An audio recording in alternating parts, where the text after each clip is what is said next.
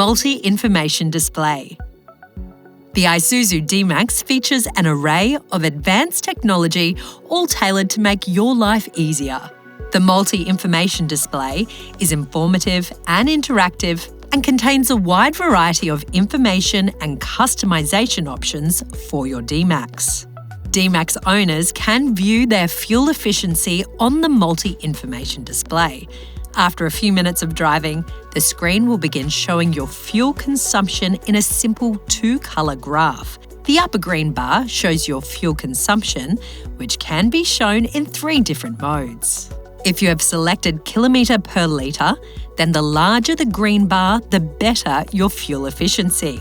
However, if you have selected litre per 100 kilometres, then a shorter bar is better. The blue bar at the bottom represents the accelerator opening position or throttle input. You want to aim to keep this bar as short as possible, as the gentler the accelerator is pressed, the better your fuel economy. You can also select from a wide range of languages. The display can be customised to always show the information you prefer in the upper area of the screen, such as temperature, time, odometer, or range.